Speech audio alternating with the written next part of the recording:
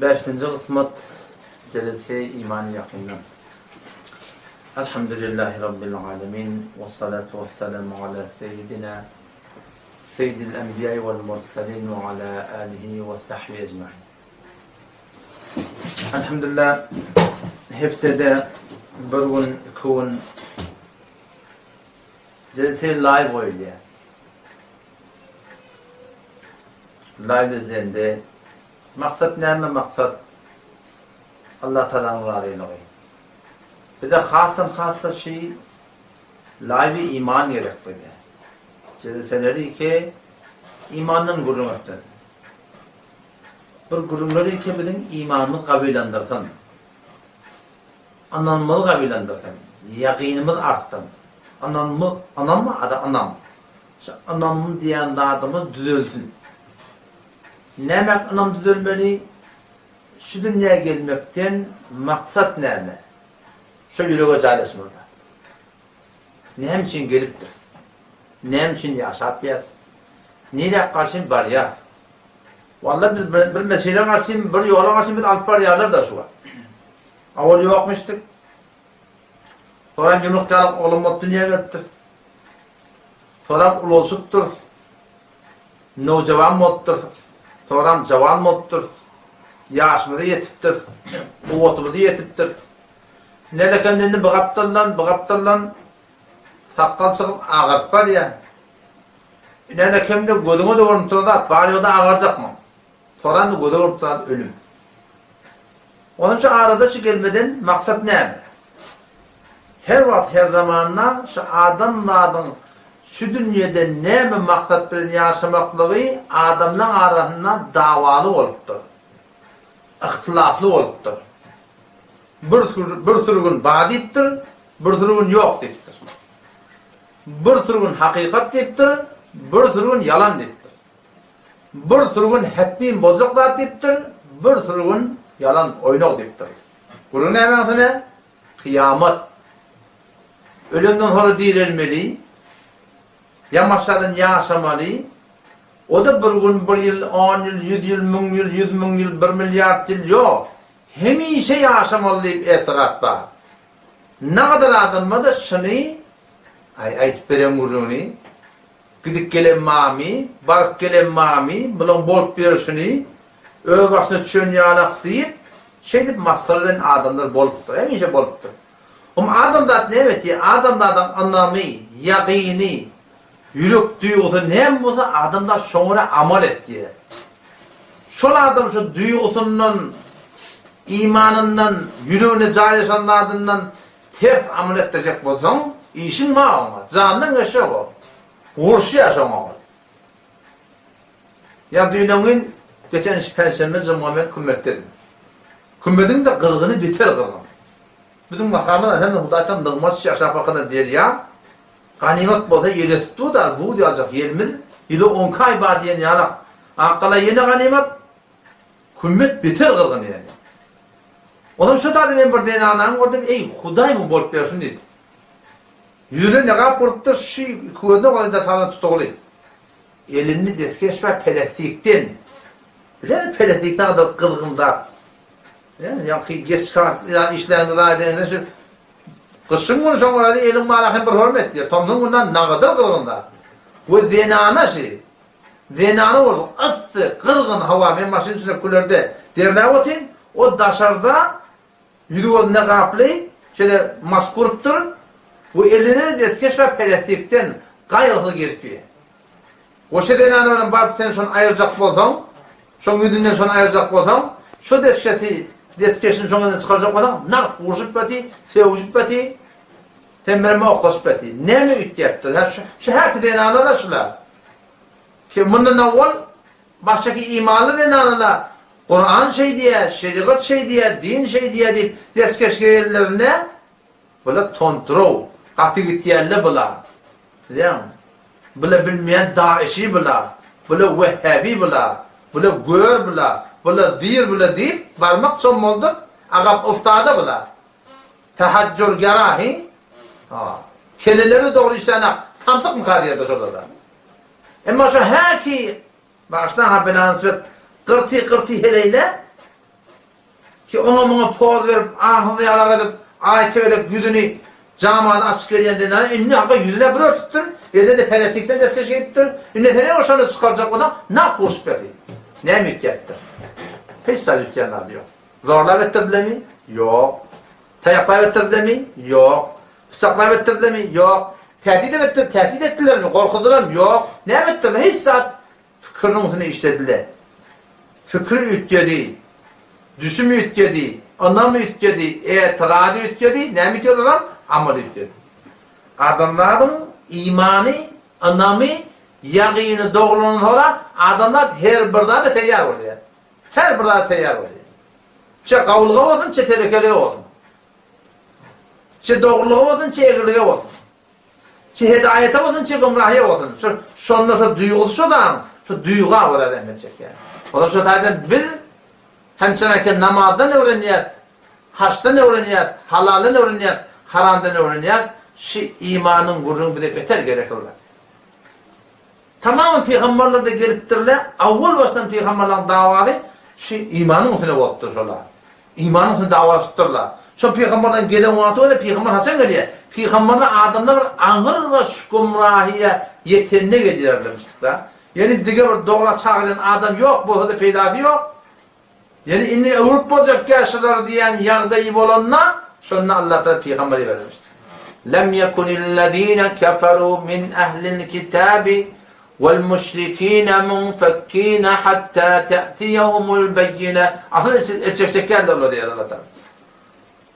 Fakat beyyine gelmedi. Resulun minallahi yetlu suhufen mutahhara fiha kutubun qayyime. Ta peygamber olarak gelmedik burada. Şaramanla kafirler, müşrikler, hem Yahudilerden, hem Mesihilerden, hem müşrik putperestlerden, hem dehlilerden şu alıp bayan gumrahinden el çekmeyer sonra diyor Allah Teala. O şu Allah Teala'dan geldi. O şu Allah Teala'dan peygamberden gelip şu adamdan yaqinina, imanına, anamına rahmet çekti. Ha ki oğlancıkların diyilmeyen millet bir yumruq yalaq oğlanın için 120 yıllar kılıçlap, vuruşup, davalışıp veren millet arak, şerabana, efeşkar içip zinadan süreyim, Mekke'nin ödünde her yerde perçem atıp koyupturur diye zina kanunlarından süreyim. Şu cüre millet çapşa atışlayıp, şu borumur oklaşıp, kılıçıp veren millet hele cemaati, eyni mirat yalaq edip, horlap, yincip, bir heyvan yalak koyan millet, şu millet gelip de dolanıp da şundan dinana ihtiram oyan, qiyde ihtiram oyan, arak şarabı haram bilen, aydın sağda haram bilen, rebanı haram bilen, Huda deyip durun, peygamber deyip durun, bir Allah deyip durun, hiç kime zulmetmeyen, anıroş adıl adamlar döreyaptırır. Ne mi böyle döredi? Şolan arasında peygamber geldi Huda taraftan, o şolan üstüne rahmet çekti. Ne mi rahmet çekti? İmanları doğru. Etiqatlarında olur. Şu daydan bir de şu kunşu camiamızda Türkmenistana il olsun, her bir il olsun. Eğer bir adam düzelecek olsa, bir dostun düzelenine uğrayanmasan, bir hanıman adam düzelenine uğrayanmasan, bir camian düzelenine uğrayanmasan, avval baştan imanını rahmet çekmeli. Etiqada rahmet çekmeli. Evet de iman etiqada ol bir adamın kefi yürekte turur, ol bir cemaatin kefi yürekte turur. Keşke o da aytgan gibi öden anam olsun yani. Şu da muhim da teoren. Şu beter muhim da. Peygamber Huda samavatını kurun. Çünkü onu komur etiqadının birisi kıyamet yok demeklikmiştir. Aslında cak-caklar gülüşürdüler diyor sana. Heyhate lima tu'adun. İn hiye illa hayatuna dünya. Ve ma nahnu bimeb'utin demiş böyle. Heyhate lima tu'adun. Beterdaş, akıllan beterdaş. Onun bozuklarında heyhate nemul lima tu'adun. Zevad edilen datlar. Cennet var, cehennem var. O dünya var diyeyim aydılıya. Bozuklarında asıl akıl kabul etmeye diyebilmiştik. Ona sen ne mi diyeyim? Sen etiqadın ne mi? Aydırlamıştık. İn hiye illa hayatuna dünya. Zindagi dünya diyebilmiştik ona.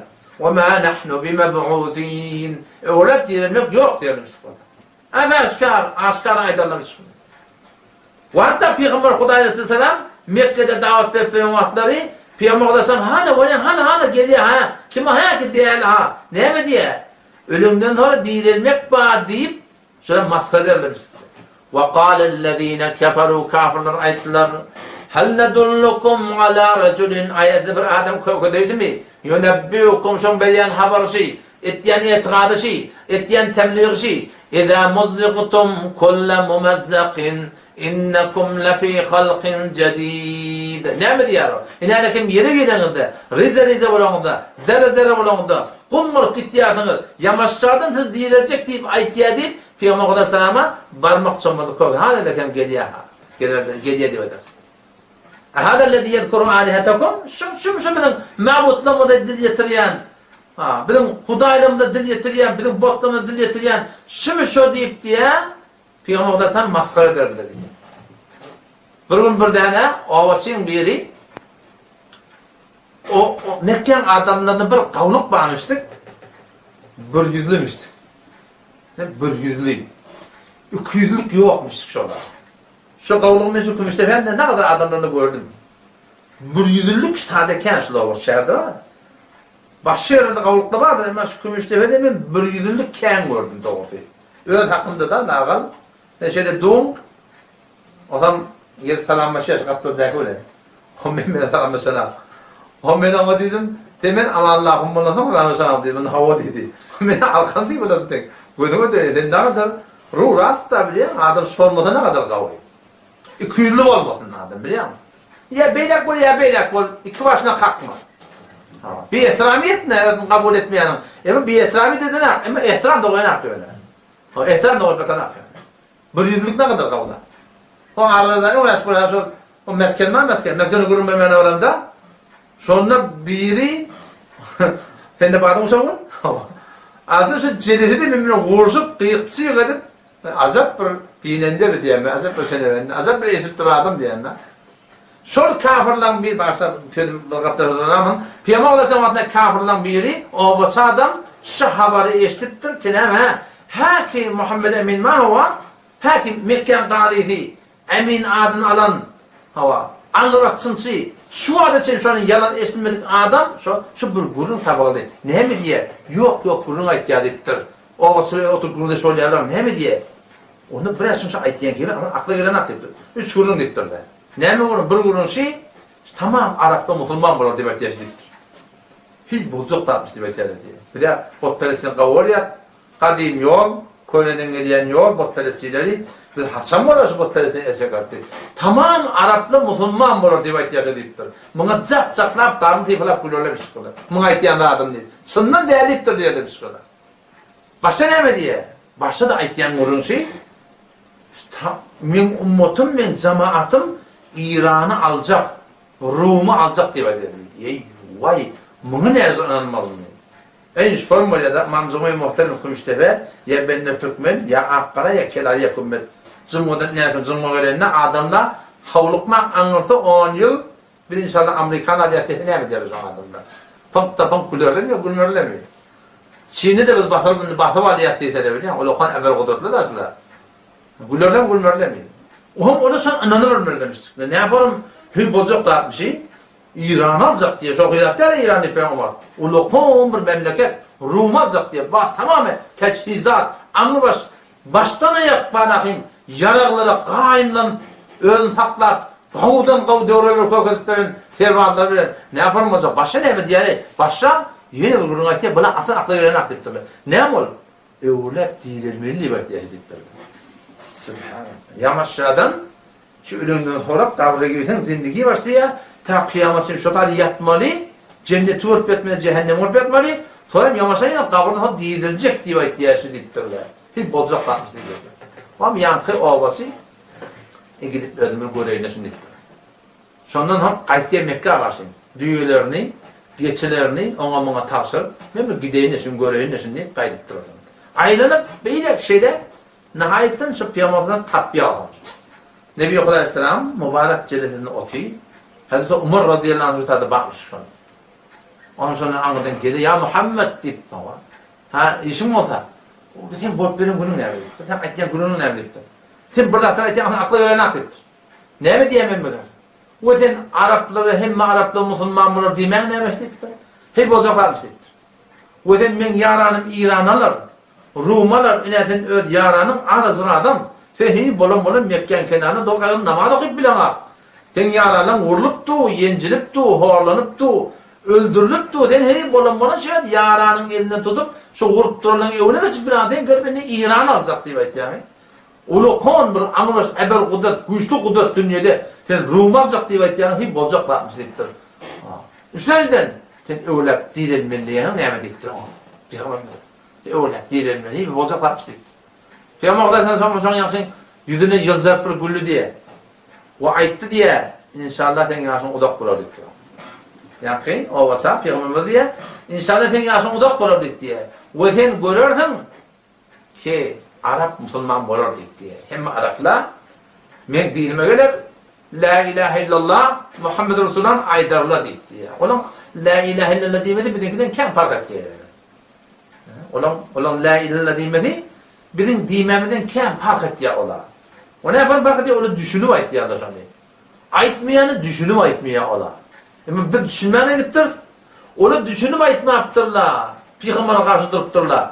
Bir düşünmäne gitdir, bir de Peygamber'e karşı durupdyr.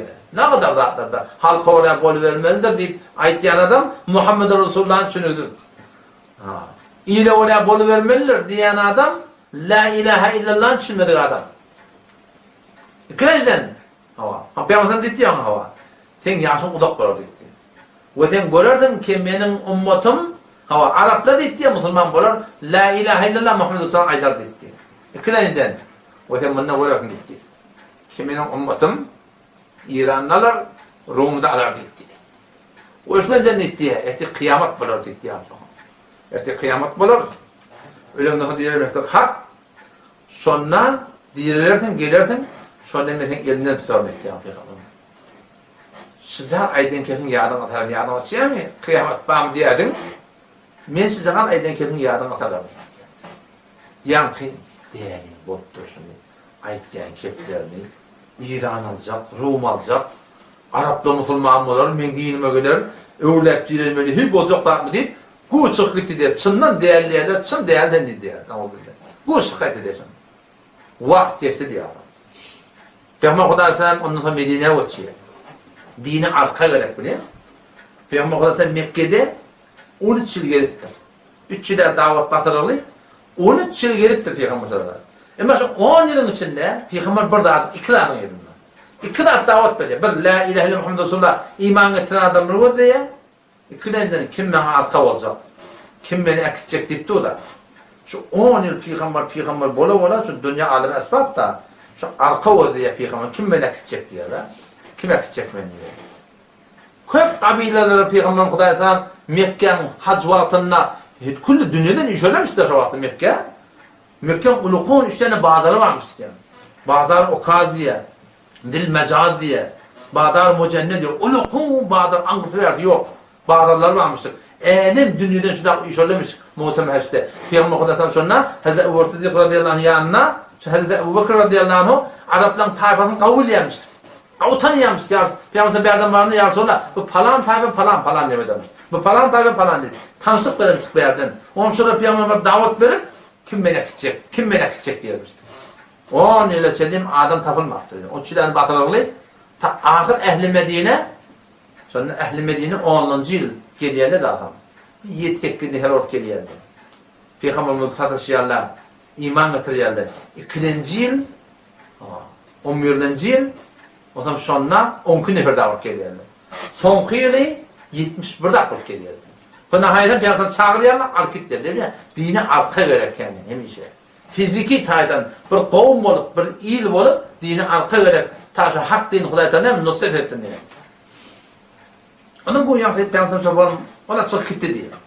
Vakt geçti peygamber Medine'ye geçti, Medine'ye sonra Mekke hemlet diye. Bir 10 diye neşker bilen, bölük edip, kayıt yaşanın peygamber Mekke'ye karşı. Hiç kim onu durur bilen ha. Ha gelýärler, Mekke gelýär. On tamam Araplarda görýärler ki indi kudret sürenlerine. On awwalda kan adamda düşünüpdir da arada. Ýöňe müşrikden, kafirden botperestden, kudretinden gorkup iman getirmeýän insan adamlar barmyşdyk. Peygamber gelip Mekke'ye basıp alya. On her iman getirmeden korkup bir adamı gelip de guruh Müslüman buldular. İzâ câ'a nasrullâhi vel feth ve ra'eyten nâse yedhulûne fî dînillâhi efvâca. Ey Muhammed Mustafa sen görürsün diye Allah Teala. Ve ra'eyten nâse adamlar sen görürsün yedhulûne fî dînillâhi efvâca. Allah'ın dinine guruh girer diye. Peygamber falan görüyor yani biliyor musun? Dine tanıyan kim? Allah Teala. Götüren kim? Allah Teala. Yolu götüren kim? Allah Teala. Hidayet kimin elinde? Allah Teala. وَرَأَيْتَ النَّاسَ يَدْخُلُونَ فِي دِينِ اللّٰهِ أَفْوَاجًا فَسَبِّحْ بِحَمْدِ رَبِّكَ وَاسْتَغْفِرْ إِنَّهُ كَانَ تَوَّابًا. O başın haber. O da o diyatan yer yatı. Karım tefilak diyorların yanında ne haber? Ay Müslümanlı geliyor, ha geliyor. Geldi, Allah ne mi oldu? Mekke'nin Allah dedi.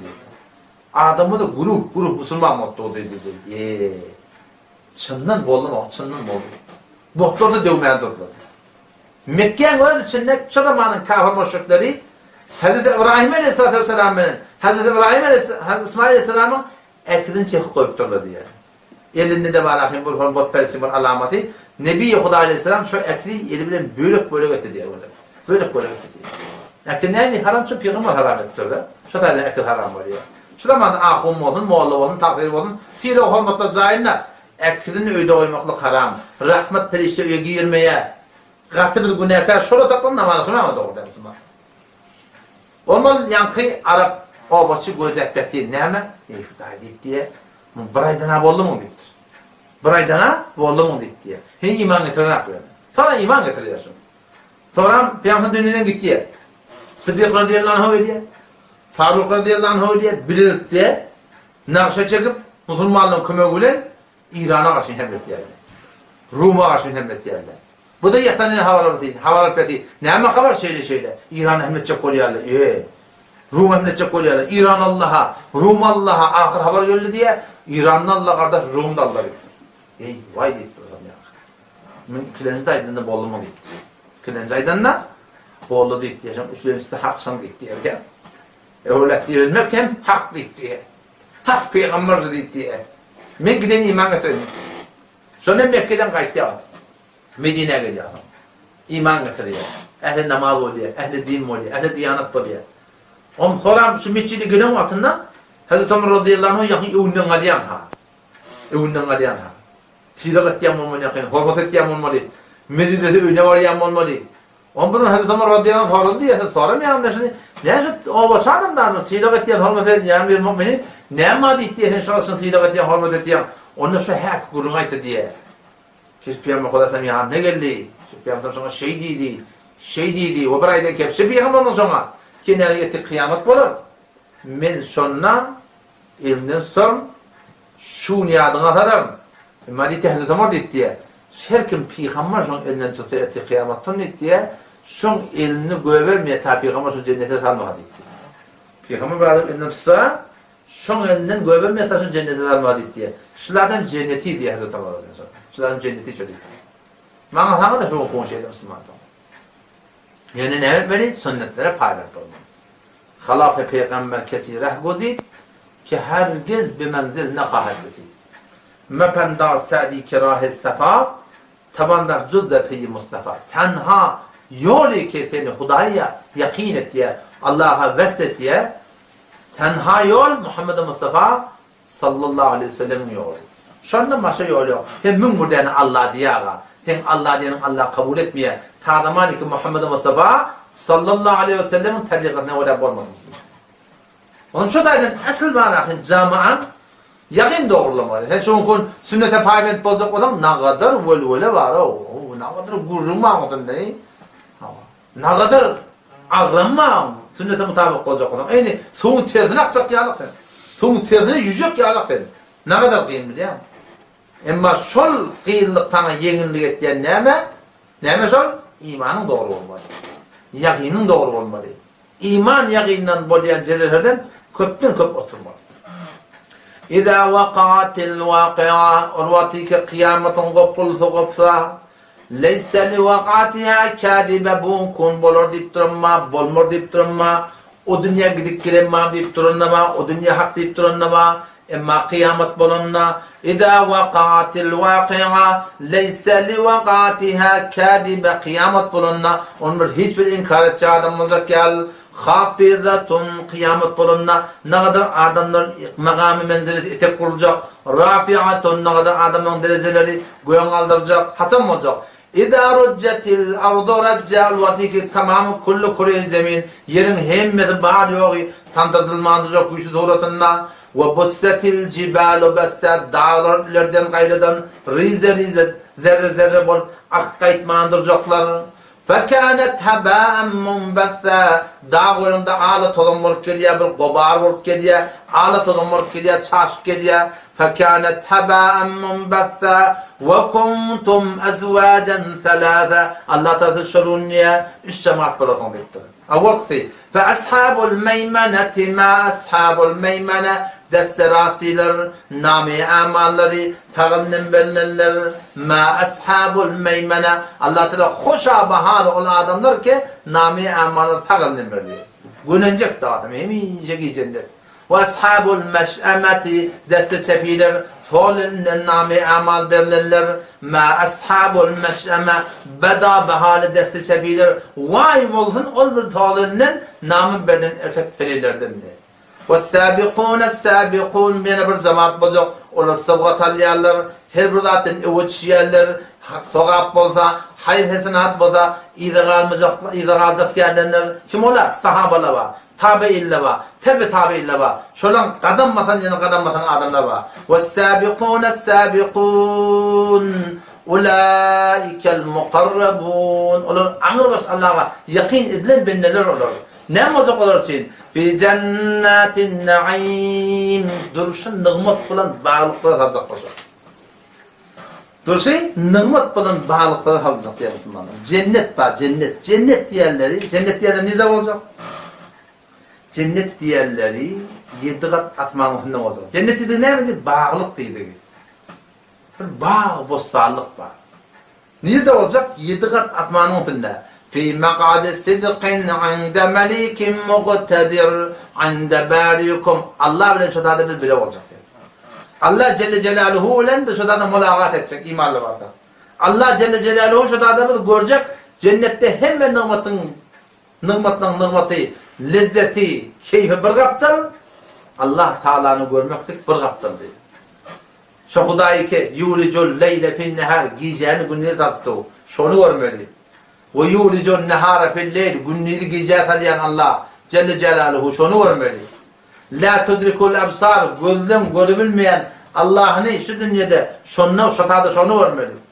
Ve hu yudrikul absar, hem gözleri gören Allah Celle Celaluhu görmeli. Ve huve alimun bidati sudur. Tamam milyar tan sanma. Şolun kurtaklarını, kalplerini, neyme fikir, neyme hıyar geçiyor. Şu Allah Celle Celaluhu görmeli.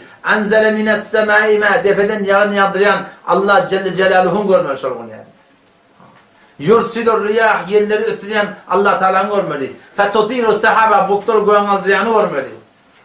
Yoktan barideni görmeli. Şolun Allah Celle Celaluhu'nu bir mülaqat etmeli inşallah Teala. Inde barikum, inde sidretil muntaha. Ho yer tabağantında cennetul me've. Hemişeki kalmaklık yer doğrulak koyduğular Teala. Hemişeki kalmaklık yer. Ne kadar ulukolluğu var? Ulukolluğu ne kadar? Adamda şu an biliyor musun? Neçe milyar insan var şu an? 7 milyar insan var. Müslümanlar var, kafirde var. Adam Aleyhisselam'dan ta ahir noktaya kıyamet ne kadar imanlı adamını geçiptir. İmanlı dinanlı geçiptir. Şöyle inni karavuşu cenneti cahilesme olsa ne çekler gelir ona? 100 hektar, 1000 hektar, 100.000 hektar ne kadar olacak gerek var. Allah Teala Kur'an'da ayetiyor. Arduhas semavatu vel ard. Allah Teala'nın cennetinin iyini atmalı bilen yer dettiğidir.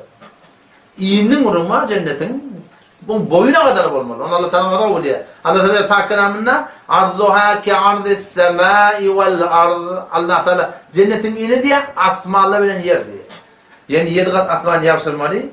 7 kat yer yapsırmalı. Bir nihayet olacak lan yarsamı ne kadar olacak? Avval tabii asman gibi şunu yaşatıyor. Onun için ne? Kehkeşane Rah-ı Şiiri deyip birinci yaşayan mecmuanı var ya, daha yani yer var, gün var, Neptun var, Plüton var, Zuhra var, Merrih var, Ay var. Şundan başlaşa o vakta bakada milyarta kehkeşan var diye o vakta bakada. Ne kadar ulukhom olmuş.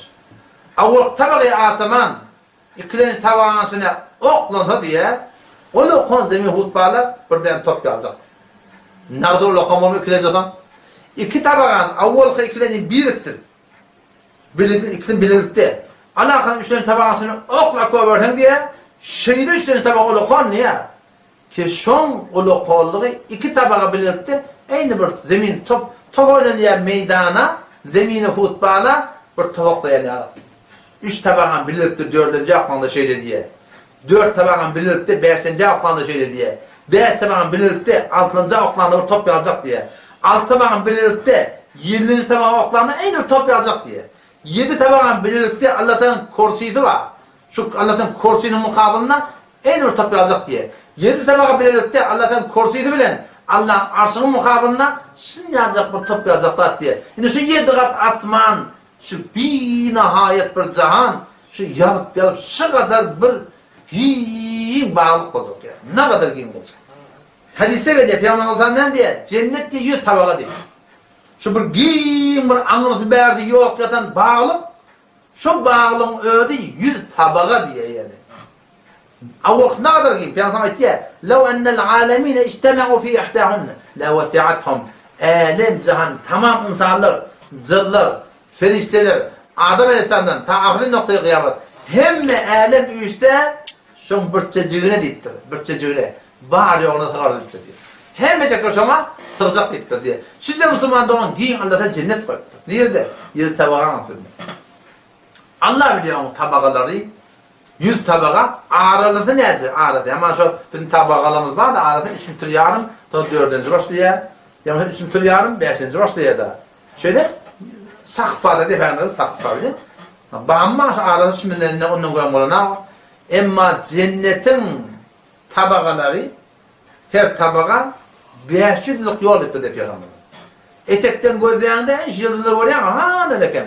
Son yalak barahim Allah tedifede tabaka cennet koyuptur. Bir nihayet bağlılık koyuptur diyor Müslümanlar. Ma beyni kulle dereceteyn 100 am diye Peygamberimiz. Başka hadiste geliyor mescide 5 am. Yani diye iki tabağın arası 100 yıllık yol etti diye 500 yıllık yol etti diye. Ne kadar ulukham olmuş. O zaman şu cennet diye ne yapalım? Peygamber sana diye ve inne rihal cennet la yucetu min mesiret 100 am. Şu kadar hoşbu diye şu cennet. Hoşbu, hoş mulayim, iyi kokuyup duran bağ, anır fiyatı yok, hoşbu, anır baş avudan hoşbu edilir. 100 yıllık yerden şu cennetin ne var? İyisi edecektir. Cennetin ilk tabakası, ilk bağlatların tabakası ne mi? İlk defeki tabakasına cennetin ferdevs yani. Peygamber Aleyhisselam deyiptir, فَاِذَا سَأَلْتُمُ اللّٰهَ her vakti Allah'tan dileseniz, cennet dileme olsa, فَاسْأَلُوهُ الْفَرْدَوْسِ şu Allah Teala'dan cennet-el firdevsi denen. Önemli. Fehuve awsatul cennet ve huve a'la'l cennet ve fevkuhu'l arş. İnki cennetin inki deferi onun gönderen ama Allah Teala'nın bir nihayet arşı var. O da kadar odanak olmalı. Ve minhu tefcuru enharul cennet. Cennetin içinde akarlar var. Sütten mi olacak, baldan mı olacak, arak şaraptan mı olacak, sağ sağda sudan mı olacak? Şu cennet-el firdevs'tan şu tarzda ne hemen yol açılıp akılıp diye kayıtlayan neden kayıtlayan diye? Şu cennet-el firdevs'tan kayıtlayandır. Bağlarına da ulukham olacak. Bağlamadan mı? Muhtelif bağlı cennetim. Cennetin şu bağlık yani bölük bağlı var diyesin. Şu bölük bağlıkların içinde Peygamber ayetiyor. Eğer bir adam şu cennetin bağının bir yerine 100 yıllık getirirdir, anını tapmadır. 100 yıllık bir cennetin bağına gelsen, anını tapacak bir nihayet gidip beti tökülüp olacaklar onu. Ne kadar bağ Allah biliyor. Cennetin muhtelif ayetleri var. Allah da Kur'an'da Cennetun naim, duruşun nığmet bulan bağlıklar bitir. Cennet-u adın, hemişeki bağlık, bosarlık, avudallık, hemişeki cennetler bitir. Çok önceki hatta Darussalam, tağlık, talamatlık yer, o tabi menillemek, yeni burada etmeklik yok. Darul muttaqin, o tabi Allah'tan korkuyanın sahibi. Cennet kimin sahibi? Allah'tan korkuyanın sahibi. Cennetul firdevs, Cennet-i Firdevs bağlıklı bolsa ýa-ni inki bağladan tabaga. Şu bir odan bağlıklar cennetul ma'wa hemişegi bağlıklar iki şu da insan kalacak darul muqama anşatada bolmalıyer kalmalıyer musulman doğan şu bir Allah Teala öz cennetlerine at koydu. Bağlar nerede olacak? Bağları bizim bağlarımız var da şu biliyor musun? Aynen 3 metrdir, 4 metrdir, 5 metrdir. Miyoveriyen bağları da hulukta vatana Peygamber'in ayetiye inne fil cenneti şecereten. Cennette bir tane bağ var ettir. Yesiru rakibu fi zilliha miyete am la yaktaraha. At uluğlu adam safar giderse diye bağın aşağından 100 yılda bırakın at bolup çapsa diye bağın aşağından çıkıvermerdiktir. Nada uluğun bağ olmasa bir tane bağ at uluğlu bir tane zaman olun mindiriyor çapsa indi. Safa bir günde bir yılda 10 yılda 50 yılda 100 yılda safar deyiptir biliyor musun? Şu bağın anlatını çıkılmıyor diye. Ne kadar kudret olmalı. Ne kadar ulukan kudret bağdaşı deyiptir. O ne kadar ulukan olmalı. Şu dağda bir tane bağın adı Tuğba diye. Tuğba diye bir bağ var diye. Ve inne varakaha liyuhammirul cennet. Ehli cenneti diye şu cennetin şu Tuğba diye bağın diye yapraklar diye örtüye diye Müslüman. O zaman şu arada sahaban bir soraptı. Ya Resulullah deyiptir. Tuğben limen ra'aka ve amele bik. Ya Resulullah Tuğba, hoşluk olsun. Şu cennetteki Tuğba olsun. O bir adamın sizin ketini görüp de ve sana iman getirdi diye. Peygamber sen ne dedi? Tuğben limen ra'ani ve amele bik. Tuğba olsun, hoşluk olsun. Şu cennetteki bağ olsun. O bir adamın sizin kimini görüp iman getirir diye. Emma görmen iman getirirler var. Sümme Tuğba, sümme Tuğba, sümme Tuğba diye. Öğlep öğlep Tuğba olsun. Kim için? Limen amene bi ve lem yarani dedi. Bir adam ki bana iman getirdi diye. Ama beni görmektir diye. Ne kadar ulukan derece biliyor musun? Bir adama Peygamber görüptür, iman getirdi. Peygamber Tuğba diye, limen ra'ani. Tuğba olsun, o bir adam için ki beni görüp de iman getirdi diye. Ama ne Tuğba, sümme Tuğba ki o bir adam ki diye bana iman getirdi diye. Ve beni yeniden ben görmektir diye. Kim şol? İnşallah biz şol olacak kalmalı ya. Mu'min olacak kalmalı. Resulullah sallallahu aleyhi ve sellem. Sen ne mi diye biliyor musun? La yu'minu ahadukum. Hiçbirinin mu'min olmaz. Yani Allah'ın yani mağbul olmaz. Yani sen ümmeti diye Peygamber'in men ayten ümmetim ne diye. La yu'minu ahadukum. Hiçbirinin mu'min olmaz diye. Ne mi diyor Resulullah? Hatta yekune havahu tebe'an lima ci'tu bi. Ta zaman ki haheşatları yürük üslevleri, kavuriyan dağıtları men Resulullah sünnetine uğrak olmalı diyor. Geçmeli özünden biliyor musun? Geçmeli dağıtlanma. Sen zahar millet fırladan odalık gör ya. Peygamber odalık başta bıraktı. Peygamber avray başta bıraktı, adamdan başta bıraktı oraya. Peygamber halal bıraktı, millet başta bıraktı. Meniden doğuşa Peygamber'in aydınına var yaşamasak, öz yürük üslevlerimiz var ahim. Peygamber'in sünneti mutabık olmasa biz Allah Teala'nın yanında mümin olup başarmayacağız. Başka bir hadiste geliyor. Eğer yardıma düşse kullu ümmeti yedhulûnel cennet illa men ebede Peygamber. Men ümmetim hem cennete girerdir. Men Allah Teala inandır. Men Peygamber'e iman getirdim hava. Kullu ümmeti men ümmetim hem cennete girer illa men ebede. Men bir adamı ki inkar etti diye. Bizim aramızda inkardı kime değil inkar edecek. Sen yok bolsun da ne dikkat ben hakkalı koyup, ne dikkat ben yüzümü örtüp, ne dikkat ben hicap deyip, ne dikkat ben halal deyip, şeyvindirmeler deyip inkar et yerlerinin aramında şey değil mi? Peygamber'in olan hakkını etmektir. Kullu ümmeti yedhulûnel cennet, men ümmetin hem cennete girer illa men ebe, meğer onların inkar etti. Ya Resulullah, ve men ebedi diye. Ya Resulullah kim inkar edildi? Onda men ata'ani dekhala cennet diyor. Her kim men diyen etse, men sünnetime mutabık olsa, Peygamber'in sünneti şu tabi olsa, dekhala cennet, cennete girecektir. Ve men asani fakat ebedik diyor. Her kim mena nafermani etse, Peygamber'in sünneti inkar etse, gerçekten etti. Naferman mı olsa fakat ebed. Şu inkar eden adam diyor. O Peygamber Kudas'ın sünnetleri inkar etmek, o Peygamber Kudas'ın sünneti terk durmak, o dünyada nefye azabı var. Şu dünyada da nak azabı. Kur'an'ı getir. Allah Teala diyor, korkuluptur. فَلْيَحْذَرِ الَّذ۪ينَ يُخَالِفُونَ عَنْ اَمْرِهِ اَنْ تُصِيبَهُمْ فِتْنَةٌ فَلْيَحْذَرِ korkun oları ki, ol erkekleri ki, ol dinaları ki, يُخَالِفُونَ عَنْ اَمْرِهِ Peygamber'in sünneti tertişlerler, Peygamber'in sünneti mutabık yaşamayanlar, Peygamber'in sünneti terti yaşayanlar, ne mi çekiyorlar? En tusibahum fitnetun, başlarına bela verir. Şundan korkunlar değil. Şundan korkmalı biliyor musun? Resulullah sallallahu aleyhi ve sellem sünneti her bir dağıtta olsun, fakat sakkalın vurunda her bir dağıtta olsun. Sünnet bağda, sünnet-i muakkede olanlar sonra, sünnet olanlar sonra bizim şunu hiç şöyle etbermekliği var Müslüman doğan icadamı diyor. Peygamber sallallahu aleyhi ve sellem onun falan sonra yankadın sonra diye وَمَا tuva dedi. Yani tuba ne amolya dedi diye. Sen bana iman et, beni görmeyeni iman etin adama tuba, sümme tuba dedin. Tuba ne amolya? Şeceretun fil cennete Peygamberimiz. Tuba cennette bir bağ. Mesiretu miyete am. 100 yıllık yol diptir. Ola kolumu öyle. Yani gittim, aşağı töket olacak ya.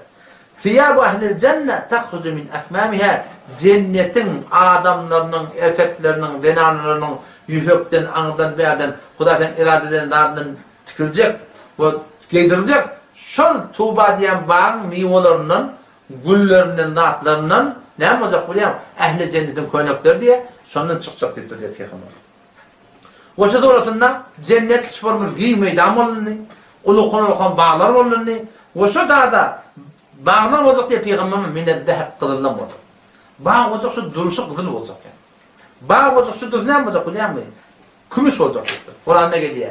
وَلِمَنْ خَافَ مَقَامَ رَبِّهِ جَنَّتَانِ Rabbinin evinde durmaktan korkayan adamdan söyleyeyim, korkayan denanadan söyleyeyim, 2 tane cennet var diyor.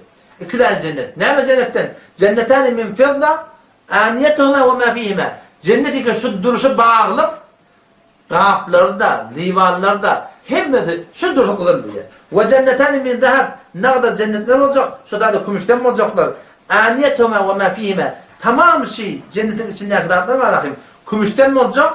Kızıldan mı olacak? Ben tercümanı bana bana fayda ettim burada. Ama o gümüşten mi olacak? Sonra kızıldan mı olacak? İçinde ne mi bağ olsa, onun da hem de şu orada kızıldan gümüşten mi olacak?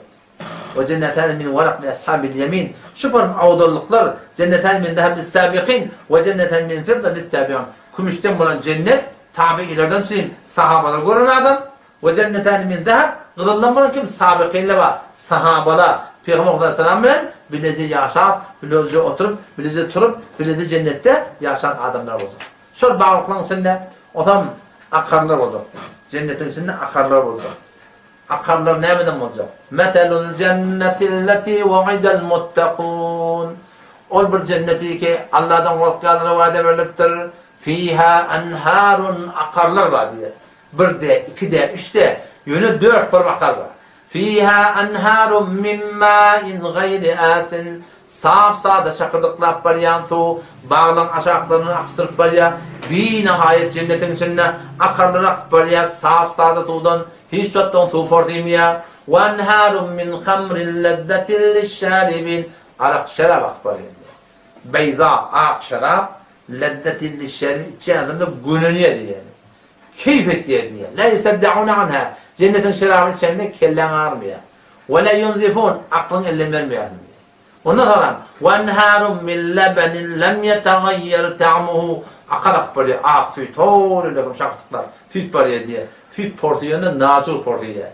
Allah da ne mi diyor? لَمْ يَتَغَيَّرْ تَعْمُهُ Cennetin süt akarları hiç satı porsiyacak ya. وَاَنْهَارٌ مِنْ عَسَلٍ Akıllı ne burada? Bal akıp paraya diye. Bal. Musaffe, saf, sadenintir. Aras'ta bal. Süt içecek bunun. Süt bilen bal karacak bal kar. Süydün olmayanlardan süt kar, tuğ açan su kar. Ne yapalım? İslam'ın Allah Teala utanışa Müslüman doğun tiyada koyuptur. La yemessuna fiha nasab. Allah Teala ettiya cennette hiç bir gençlik yoktur. Ve la yemessuna fiha luğub. Hiç bir yardımlık hem olacak diyeceğim. Hem hiç hoşluk olacak, yardacak ya, yatanacak ya adam. Şu doğrultusunda Huday Teala bu kavdan nıgmatlar şeyler teyarlak. Ondan sonra zayları olacak. Mesakine tayyibe avadan zaylar fil cenneti adın ve yec'alleke kusura ulukan kasırlar olacak diyor. Bunun anlatı bir artı yok. Adamın heykeli ne kadar ulukan mı olacak? Ki onun kasırları ne yapar mı onları diye? Kasırları ne kadar ulukan mı olacak? Adam da Allah Teala cennette boyu verecek diye. O lokum memme var ya, son yanak boy verecek. 30 metre daha odak diye adam. O zaman sineleri necep olmalı, bazıları necep olmalı, buğutları necep olmalı, oturan yeri necep olmalı. O lokum adam. Huda Teala yamaçlardan biri başka bir şekilde yaratacak cennet dediği. O şu heykelli adamdır, o lokum bağlı da gerek olacak da. Bağlına da lokum olmalı. O şey heykelli adamı lokum cahili de gerek de. Cahilina da lokum olmalı ya.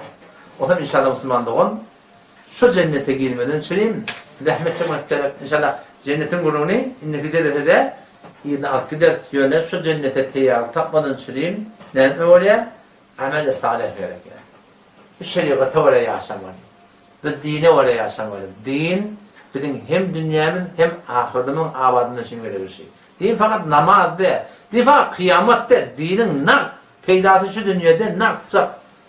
O niyetki peydatı o dünyada Müslümanlar. Anlata dini oraya yaşadık. Şu dünyada Huday'dan hoşluk verecek. Şu dünyada giymişlik verecek. Şu dünyada yüzülerine nuraniyet verecek. Şu an ayarlı olanların ben nak bir muamele vereyim lan. Ayarlı olurken şu an korona diye bir gün örtük gelip yadınıp. Korona diye bir gün örtük. Yok. Allah'ın hükmü değil de gel yüzünü ört. Allah bilen kasam. Bırtçı tarafını tanıtık korar. Şun ne kadar sokabı olmalı, o şun ne kadar günahı güçlü olmalı. Bırtçı tarafını tanıtık korar. Adamsı eğer dinlen ayıtmasa şimdi açıklardım. Bırtçı tarafı gidenine Türkmen yaşmak bilen çalgadından herkese fakat bırtçı kodunu yol görmeden şimdi yok iki kodunne perde vurup Türkmen yaşmak edip ne yapar? Örtsün. Hiçbir adama yüzün koyulmayani daşarik bir tağat iki tağat bitecek işini bilip geldin. Adama yüzün koyulmayani yani. Şu tertiple gittin, vurup da geldin. Adam adamın yanına ya erkekte olmasa yüzünü açsın. Allah bilen kasam. Eğer şu an ayıtmasa da ne kadar yüzün nurani bokturdu. Yani şecre bir sokak karşında. Şecre bir kavga atı yani. Böyle biz hem oynayalım laktan biliyor musun? Dinana inka avudan yerini yere. Kim ait bilecek? Yüzü değil mi? Sen şöyle öğrenecek koruyan. Sen şöyle öğrenecek koruyan. Tamam sonra akılın kavga olsa da hem bir yerin kavga ediptirdi. Hem bir yerin münasip değil daha. Hem kendini kavga etmektir daha. Alıp koyar mı sonra? Ama fakat kendisini kavga ediptirdi. Yüz cagarını. Yüzü koydan avudan. Beden şey feleşle oldun. Ayıtmasa da yüzünü vurup intikab edeceğim. Yüzünü vurup ne yapacağım? Rehber yakın değil mi? Şu daydın inki ulukan denen avudan yerine yürüyüp. Bir yer kadın da biliyor musun? Namus etmiyor sılatlara. Biz gayrata bilmeli. Biz bilmeyip de sılatları biliyor musun? Bize doğru aydan bolmayaptır, doğru düşündüren bolmayaptır sılatları biliyor musun? Kadim Türkmen namusumuz, kadim Türkmen ayallımız, ayallı oğlumuz, enelimiz, dayılarımız bizim şu dağıtla bilen yaşaptırlar. Şu dağıtla bilen bopturlar. O şu dağıtla saklamadan namus saklap olmaya. Huzur saklap olmaya iyi de fesade çekiliyor Müslümanlar. Fesade çekiliyor. Koruyup saklamalı biliyor musun? Mesela mal karanı şakaldan mevcuttan koruyacak o ne mi oluyor? Koruyma oluyor şeyler mi? Taşta oran onlara kim? Kim etmeli? Kulağına kargıdan tıkmeli. Ammar etmeli. Kalktın kutlamalı. Ne evet yani? Gene handeresini boşadık diyorlar. Namusumuz da şeyler. Hezabımız da şeyler. Öyle değil mi? Bizim çünkü avvalın duyguğumuz şuna kadar yanlış oldu, bizimkiler boylanmayacak var ya. Allah bilen kazan şu an korona mühendisi burada geldi. Günün yüzün örtmediğini biliyor musun? Örtkenle mi örtmeyecekler? Bayda bir örterler. Ne bileyim? Şu sana yakini var. Ama kıyamata doğru yakini yok. Cennete doğru anam ağlatın. Kaburdan doğru korkan akla biliyor musun? Ne bileyim? Şu cennet cehennemdeki gurun da yok ordu'nun aramızda. Bizim aramızda cennet cehennemde gurun yok yani. Cennete hava ettiği aramızda aramızda ne? Şu cennette gurun yok bunun aramızda biliyor musun? Hudumsu taydan inşallah himmeti değil. Namazda kaim olaydı, namaz cemaata kaim olaydı, hicaba kaim olaydı, hanavada kaim olaydı. Haykırmadan bolmur. İmam Şafii Ramazan ne mi diye? Kahar gelmeli yerde, kahar gelmedik adam eşek deyiptir. Kahar gelmeli yer var. Burada da şu kahar koyuptur, namazına kahar gelmeli. Bir hicabiye kaharın gelmeli. Halaf sünnetinden kaharın gelmeli. Kahar gelmeli yerde, kahar gelmedik adam eşek deyiptir. O bir adam bağışta dikkelene, sonra bağışlamadan ne yapar? O da şeytan ettir diye. Yanlışlık buraya arada şey değil mi? Sonra ne mi oluyor? Bağışta dikkatten bağışlama oluyor. Allah temizle tevfik verin inşallah. Cennetleri Müslümanlar onu idarlap durun. İnerken bir postelik koyulur. Her kimin malahım ehyanın telegram diyen. İnterneti, yani instantı olada doğrultudan tesir koyup etmek olsa inerken benim post koyan Allah'tan netibesi. Onun Telegram'da da kanalı film var da biliyor musun? O tadı inşallah örtüyüş sonradan Telegram'da da koyuluyor. Burada hemen öyle alacak olsa, seyredecek olsa, kanıvada kulağışacak olsa, o inşallah soğutuyu da koyuluyor da. Soğutuyu beri kanalda koyuluyor. Kanal umumi de koyuluyor. Tesbihli kanalı film hada koyuluyor. O Instagram'da köşe dursun duruyor. Allah hepimize tevfik versin. Esselamu aleyküm ve rahmetullahi ve berekatuhu. İnşallah cennetin gururunu şurup edamı bulur durur inşallah.